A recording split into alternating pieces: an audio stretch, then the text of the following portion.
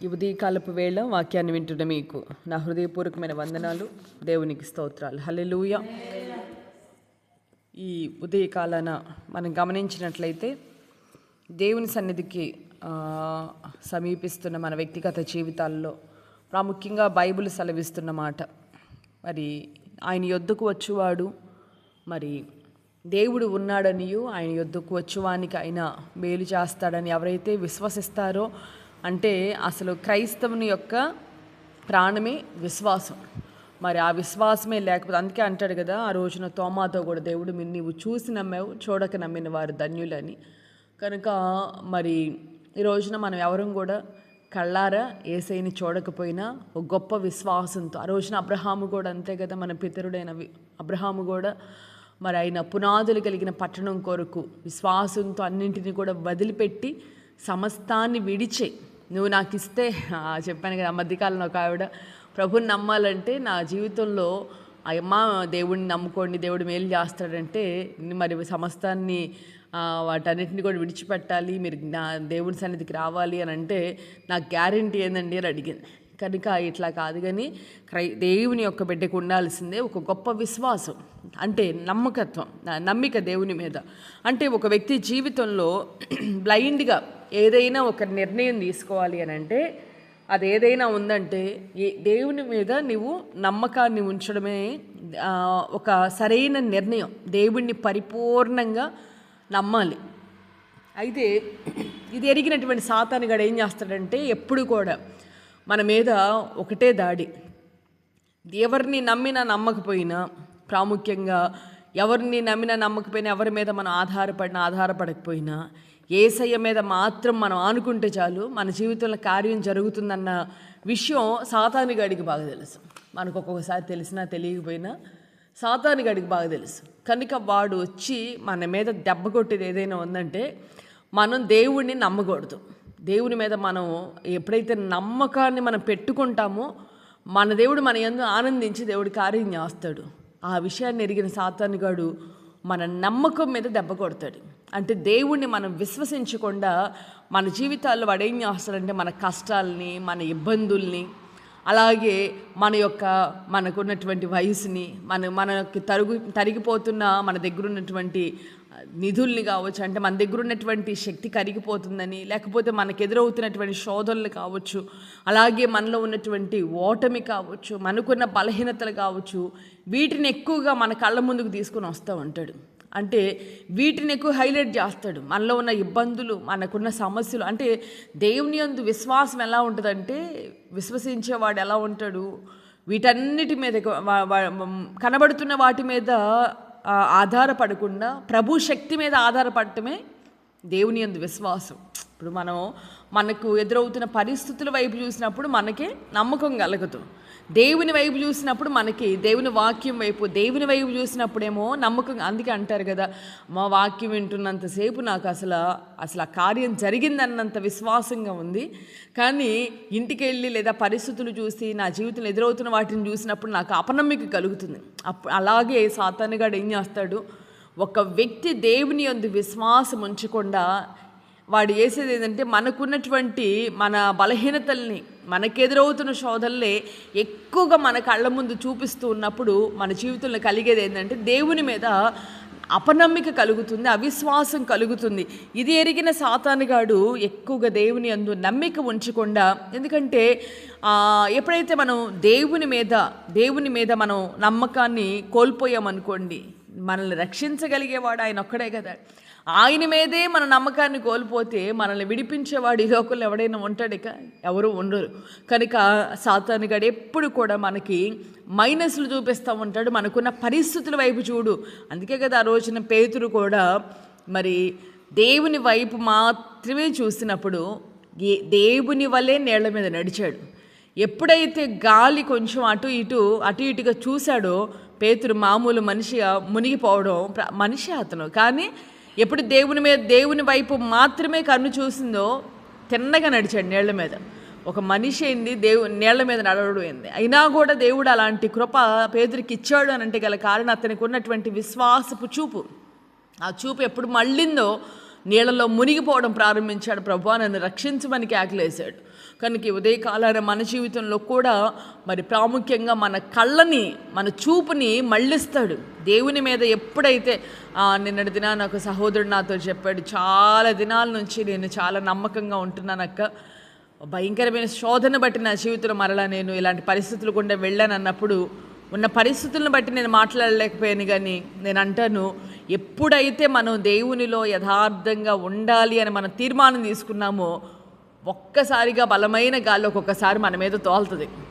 అప్పుడు మనం గుర్తెరగాలి ఇది సాతాను గాడి యొక్క ప్రభావం. కనుక నేను ఈ సమయంలోనే, అందుకే కొద్ది రోజుల క్రితం నేను ఒక మాట చెప్పేమని మన వాక్యంలో విన్నాం, ఏమని, అన్నీ బాగుంటే అందరూ నమ్ముతారు, అంతేనా? అన్ని పరిస్థితులు బాగుంటే ఎవరికి చెప్పినా కూడా నమ్ముతాడు, అవునా కదా? నీకు దేవుడి కార్యం చేస్తాడు, అన్నీ బాగున్నప్పుడు అందరూ నమ్ముతారు. పరిస్థితులు తారుమారైన వేళే దేవుని యందు విశ్వసించడమే అసలైన విశ్వాస జీవితం. కనుక ఈ ఉదయకాలపు వేళ దావీదు మహారాజు ఒక మాట అంటాడు, సజీవులున్న దేశంలో నేను యెహోవా దయను పొందుదునన్న నమ్మకం గనక నాలో లేకపోతే నేనేమైపోదునో అనని దావీదు పలుకుతూ ఉన్నాడు. ఏంటంట, సజీవులున్న దేశంలో యెహోవా దయను నేను పొందుకుంటాను అనే నమ్మిక. ఈ రోజున మనం సజీవులుగా ఉన్నాము గనుక సజీవులున్న దేశంలో మనం ఉన్నాం. ఈ రోజున మనతో ఉన్నవారు కొందరు మనవారు, మనకు తెలిసిన వారు ఈ రోజున సజీవులున్న దేశంలో లేరు. ఈ రోజున వాళ్ళు మంటిలోనికి వెళ్ళిపోయారు, కొందరు మన్నైపోయారు, వారు కూడా మనలాంటి వారే. కానీ ఈ రోజున మన సజీవులున్న దేశంలో ఉన్నామంటే అది దావీదు అంటున్నాడు, ఈ రోజున నేను ఉన్నాను అని అంటే యెహోవా దయ నాకు కలుగుతుంది అనే నమ్మిక నాకు ఉంది కనుక ఇంకా నేను సజీవులున్న దేశంలో నేను ఉండగలుగుతూ ఉన్నాను. హల్లెలూయా. అదే గనక నాకు లేకపోతే నేనేమైపోతాను అన్నట్లుగా ఈ ఉదయకాలాన్ని దేవుని యందు మాత్రమే మనం నమ్మిక ఉంచడం అనేది చాలా చాలా చాలా నీ జీవితానికి చాలా ప్రాముఖ్యమైనది. మన జీవితానికి ప్రాముఖ్యమైనది ఏదైనా ఉంది అని అంటే దేవుని యందే మనం నమ్మిక ఉంచడం అనేది ప్రాముఖ్యమైన విషయం. హల్లెలూయా. మనం చూసినట్లయితే సామెతల గ్రంథం 29వ అధ్యాయం 25వ వాక్యాన్ని మనం చూసినట్లయితే సామెతల గ్రంథం 29:25లో చూస్తే, మరి భయపడుట వలన మనుషులకి ఉరి వస్తుంది, కానీ మనకు కావలసిన వాక్యం యెహోవా యందు నమ్మిక ఉంచువాడు సురక్షితముగా కాపాడబడతాడు. హల్లెలూయా, హల్లెలూయా. ఏంటంట, యెహోవా యందు ఎవరైతే నమ్మిక ఉంచుతారో వారు ఎలా ఉంటారు? సురక్షితముగా కాపాడబడతారని దేవుని వాక్యం సెలవిస్తూ ఉంది. ఉదయకాలన ఎవరు సురక్షితంగా కాపాడబడతారు అని అంటే ఎవరైతే దేవుని యందు నమ్మిక ఉంచుతారో. అందుకే నేను ప్రారంభం చెప్పాను, నీవు సురక్షితంగా కాపాడబడతావు, నీ జీవితంలో మేలు కలుగుతుంది, నీ జీవితంలో నీవు అనుకున్న స్థాయికి నువ్వు చేర్చబడి నీవు నీ కుటుంబం క్షేమస్థితిలో ఉంటుంది. అందుకే దేవుడు అంటున్నాడు, యెహోవా యందు ఎవరు నమ్మిక ఉంచుతారు. ఇది ఎవరు చెప్తున్నారు తెలుసా? జీవితాన్ని చాలా చదివి చాలా వాటిని చూసిన ఒక జ్ఞాని అయిన సొలొమోన్. అలాంటి వాళ్ళు కాదు, ఏదో ఈ వాక్యాన్ని విని మనమేదో సిల్లీగా తీసేయటం కాదు. చెప్తున్నా కదా, వాక్యాన్ని ఎప్పుడు ఉత్సాహంగా నమ్మి ఉత్సాహంగా ఎప్పుడు ఉంటామంటే మనకు అన్నీ బాగున్నప్పుడు చాలా ఉత్సాహంగా ఉంటాం. ఏదైనా జరగరాంది జరిగి మనకు కొంచెం ఇబ్బంది కలిగిందంటే వాక్యం కూడా మనకి వెటకారంగా అనిపించింది. కానీ జ్ఞాని అయిన సొలొమోన్ అంటాడు, ఈ మాట చెప్తుంది జ్ఞాని అయిన సొలొమోన్.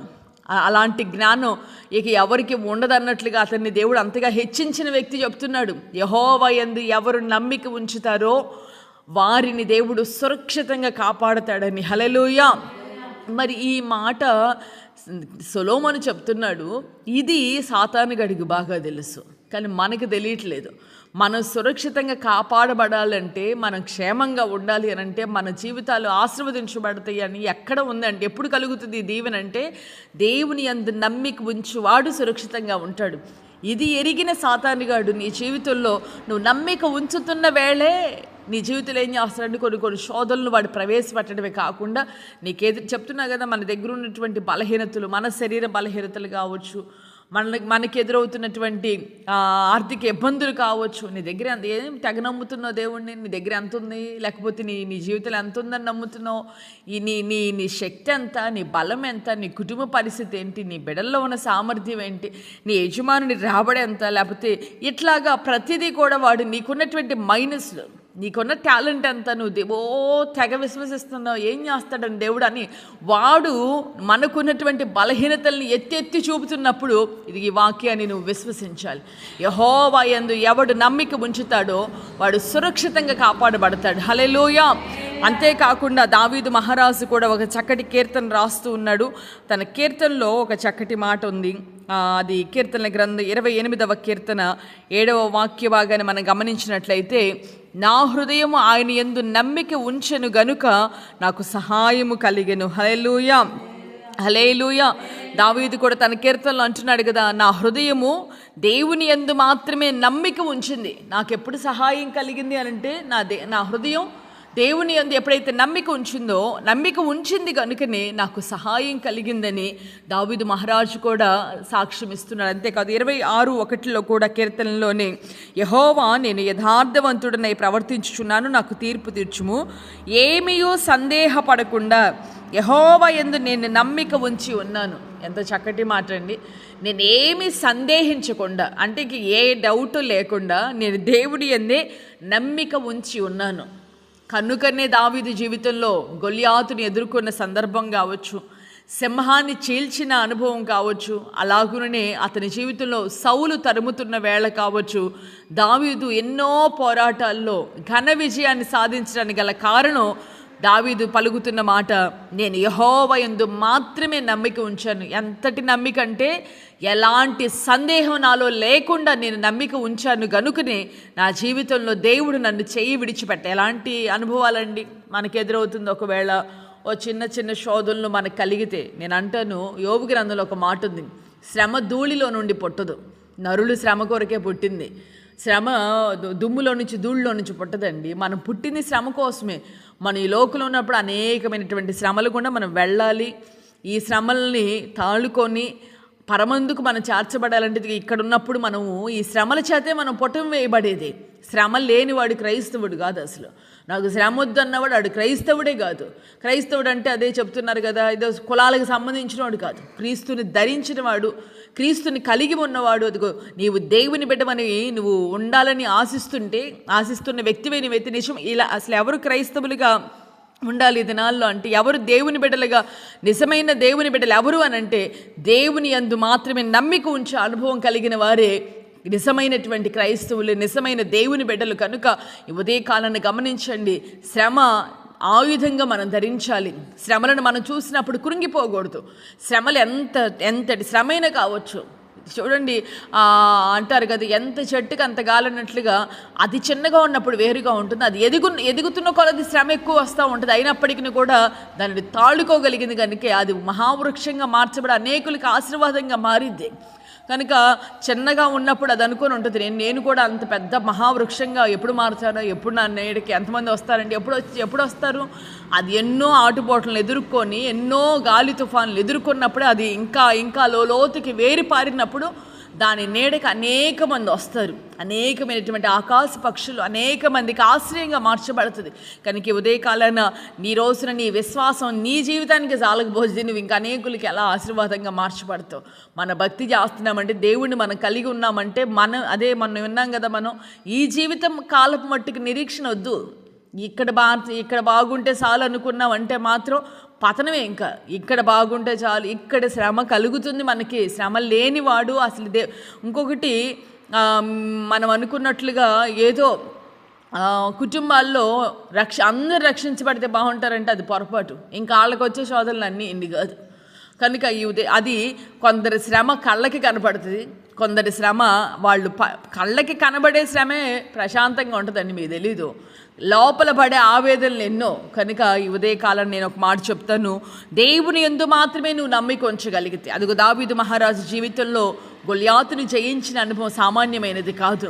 అలాగుననే ఆ సింహాన్ని చీల్చాడని తేలిగ్గా చెబుతున్నావు. ఒక చిన్న బాలుడేంది సింహాన్ని చీల్చడం ఏందండి? అలాంటి అనుభవాల మధ్యలో కూడా దావీదుకు దేవుడు సహాయం చేయడానికి గల కారణం, నేను దేవుని యందు నమ్మిక ఉంచాను కనుక నా దేవుడు నాకు సహాయం చేశాడు. ఆయన యందు నేను నమ్మిక ఉంచాను కాబట్టి నాకు సహాయం కలిగింది. అలాగే సౌలు ఎలాగ తరిమాడు, ఆఖరికి భోజనం చేసే సమయంలో కూడా ఈటి పెట్టుకొని తిరిగినటువంటి వేళ దేవుడు దావీదును తప్పించడానికి గల కారణం అతనిలో ఒకటి నమ్మకం, నా దేవుడు నాకు ఉన్నాడు, నా దేవుడు నాకు సహాయం చేస్తాడు, ఈ యొక్క భయంకరమైనటువంటి ఎలాంటి శోధనలో నుంచి నన్ను తప్పిస్తాడని నమ్మాడు కనుక అతని జీవితంలో ఉన్న నమ్మకత్వాన్ని బట్టి, నమ్మికను బట్టి మాత్రమే దేవుడు దావీదును అనేకమైనటువంటి శోధనలో నుంచి దేవుడు విడిపించాడు. ఘన విజయాన్ని అతని యొక్క రాజ్య పరిపాలన సువర్ణ అక్షరాలతో లిఖించబడే విధంగా ఇశ్రాయేలు చరిత్రలోనే దావీదు చరిత్ర శ్రేష్టమైన చరిత్రగా మార్చబడిందంటే ఊరకనే రాలేదు. దావీదుకి ఎన్నో శ్రమలను ఎదుర్కొన్నాడు. కన్నవారి ద్వారా, కట్టుకున్న వారి ద్వారా, మరి ఎందరి ద్వారా శ్రమలను ఎదుర్కొన్నాడు దావీదు. ఎవరి ద్వారా కూడా ఆదరణ లేదు అతనికి. అయినప్పటికీ కూడా దేవుడు మాత్రం అంటాడు, అతను నా హృదయానుసారుడు అంటాడు. దేవుని యందే అతని ఆనందం, అలాగే అతన్ని చూసినప్పుడు దేవునికి ఆనందం. అయితే ఈ లోకలు ఎవరి వలన కూడా అతనికి ఆదరణే లేదు. అయినప్పటికీ కూడా దేవుడు దావీదుని జ్ఞాపకం చేసుకున్నాడు. అయితే ఘనమైన విజయాలను సాధించాడు. గల కారణం దావీదు అంటాడు ఒక్కటే మాట, నేను దేవుని యందే నమ్మిక ఉంచి. ఎలాంటి నమ్మిక దావీదు అంటే, అసలు నాకు ఎలాంటి సందేహం లేదు, నా దేవుని మీద నాకు సందేహం అనేది లేదు కనుకే దేవుడు నాకు సహాయం చేశాడు. మోకరించి ప్రార్థన చేసుకున్న కనుక ఈ ఉదయకాలాన్ని దేవుడు చక్కటి వాగ్దానం చేస్తున్నాడు. యెహోవా యందు నమ్మిక ఉంచువాడు సురక్షితంగా కాపాడబడతాడు. ఈ రోజున మనుషులకు భయపడటం వల్లనే ఊరి వస్తుంది కనుక ప్రార్థన చేస్తున్న ప్రభువా, నా జీవితంలో నీ యందు నమ్మిక ఉంచే అనుభవాలు నాలో కలుగు చేయండి అయ్యా. ఇదిగో సాతానుగాడు నాలో ఉన్నటువంటి బలహీనతల్ని, నాకు ఎదురవుతున్న శోధనల్ని ఎక్కువగా నాకు చూపిస్తూ నీ దేవుడు నీకేం చేయగలుగుతాడని ప్రభువా, ఇదిగో తండ్రి నాకున్నటువంటి తరిగిపోతున్న ఆరోగ్యాన్ని చూసుకొని, తరిగిపోతున్న నా నిధులను చూసుకొని, నాకు ఎదురవుతున్న ఓటమిలన్నింటినీ చూసుకొని ప్రభువా, ఇదిగో తండ్రి సాతానుడు గాడు దినమెల్లా నన్ను వెక్కిరిస్తూ ఉన్నాడయ్యా, నన్ను దిగజారుస్తున్నాడు. నాలో ఉన్న నమ్మికను వాడు నాయనా ఇదిగో దాడి చేస్తూ ఉన్నాడయ్యా. నేనెంత నమ్ముతున్నానో ప్రభు అంత శోధనలు వస్తాయి అని వాడు నన్ను వెక్కిరిస్తూ ఉంటే దినమెల్లా ఓటమి పాలవుతూ నా తండ్రి నీ మీద నమ్మిక ఉంచే అనుభవాలను కోల్పోతున్నా. నాతో నీవు మాట్లాడేవని ప్రభుతో మాట్లాడు ఈ ఉదయకాలని దేవుడు అంటున్నాడు. యెహోవా దావీదు అంటున్నాడు, నేను నా దేవుని యందు నేను నమ్మిక ఉంచాను గనుకే నాకు సహాయం కలిగింది. ఏ సమయాల్లో భయంకరమైన గొలియాతుని ఎవరు జయించలేని అనుభవాలు జయించాడు. ఎలుకబంటి వచ్చినా, సింహం వచ్చినా చేల్చగలిగాను. అంతేకాదు నా జీవితంలో ఇవే కాదు, ఎన్నో తుఫాన్ల మధ్యలో నాకు సహాయం చేశాడు. సౌలు లాంటి దుర్మార్గుని చేతిలో నుంచి నన్ను దేవుడు తప్పించాడు. నన్ను అసలు వెంట్రుక వాసి కూడా కదిలించలేకపోయాడు సౌలు. గల కారణం దేవుని యందే నేను నమ్మిక ఉంచాను. ఎలాంటి నమ్మికో తెలుసా? నా దేవుని యందు నాకు ఎలాంటి సందేహం లేదు, అలాంటి నమ్మికను నేను కలిగి ఉన్నాను. పరిశుద్ధుడా, ప్రేమాస్వరూపి, నిత్య ఆశ్రయ దుర్గమా, ఈ ఉదయకాలపు వేళ మీరు మాతో మాట్లాడిన ప్రతి మాటను బట్టి మిమ్మల్ని స్తుతిస్తూ ఉన్నాము నాయన. నీవెంతైనా నమ్మదగిన దేవుడువు నాయన. అయ్యా ఇదిగో తండ్రి, మాకంటే ఎక్కువగా ప్రభా ఇదిగో మమ్మల్ని ప్రేమించిన గొప్ప దేవునిగా మాకు ప్రత్యక్షమై తండ్రి ఉదయకాలాన ఎవరికే వాక్ అవసరమో నీకు తెలుసు. అయ్యా ఇదిగో తండ్రి, యెహోవా యందు నమ్మిక ఉంచువాడు సురక్షితంగా కాపాడబడతాడని చక్కటి లేఖనాల ద్వారా మీరు మాతో మాట్లాడారు. అంతేకాకుండా నాయన ఈ రోజున నీ యందు నమ్మిక ఉంచలేని అనుభవాల్లో ఎవరైతే అవిశ్వాసపు అయ్యా ఇదిగో నాయన ఆటంకాల మధ్యలో ఉన్నారో జ్ఞాపకం చేసుకోనండి తండ్రి.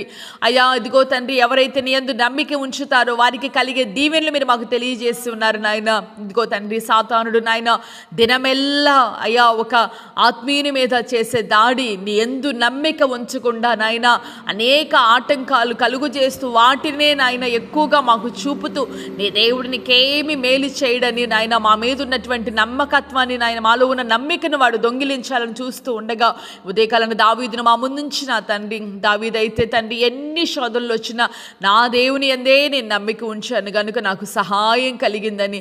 అంతేకాకుండా నా తండ్రి ఇదిగో తండ్రి నాయన నా దేవుని నేనేమాత్రం సందేహం అనేది లేకుండా నా దేవుడిని నేను నమ్మానని దావీదు పలికాడయ్యా. పలకడమే కాదు, ఆ రీతిగా జీవించాడు. ఎన్ని ఆటుపోట్లు వచ్చినా దావీదు నిన్ను విడిచిపెట్టలేదయ్యా. కనుకనే దావీదు జీవితంలో శాశ్వత కృపనిచ్చి అనేక ఆటంకాల్లో దావీదుకు సహాయం చేస్తూ దావీదు ఎక్కడికి వెళ్ళిన ఓటమి లేదు, తన జీవితంలో ఓటమి లేదు, యుద్ధాల్లో ఓటమి లేదు. గల కారణం దావీదు నీ యందు నమ్మిక ఉంచిన అనుభవాలు. ఇంకా ఎవరికైనా అవిశ్వాసం ఉంటే దాన్ని మీరు కొట్టివేయండి అయ్యా. నీ యందు విశ్వాసము కలిగిన తండ్రి ఘన విజయాలు సాధించాలయ్యా. ఎన్నో అద్భుతాలను ఇంతవరకు చవి చూసినటువంటి నీ బిడ్డలు వారు ఎదుటిన్నటువంటి సవాళ్ళను కూడా జయించడం కావలసిన శక్తినిమ్మని, అపజయం పాలు కాకుండా తండ్రి అవిశ్వాసము నుంచి విడుదల కలుగు చేసిన ఆయన గొప్ప విజయాన్ని దయచేయమని అయ్యా, నీ అందే నమ్మిక ఉంచుతున్న కుటుంబాలను జ్ఞాపకం చేసుకొని సురక్షితంగా కాపాడమని ప్రార్థిస్తున్నాను అయ్యా. ఉదయకాలన పెళ్లి రోజు కానీ పుట్టినరోజు కానీ ఎవరికైనా ఉంటే వారిని నిండారులుగా దీవించి ఈ సంవత్సరం అత్యధికమైన క్షేమాన్ని వారి కలుగు చేయమని ప్రార్థిస్తూ యేసు నామములో అడిగి వేడుకొనుచున్నాను తండ్రి, ఆమేన్. దేవుడు నిశ్చయంగా ఈ దినమంతా మీకు తోడై ఉండి ఆయన యందు మాత్రమే నమ్మిక ఉంచి ఆయన ద్వారా మీరు మీ కుటుంబాలు ఆయన సన్నిధిలో సురక్షితముగా కాపాడబడుదురుగాక. ఆమేన్.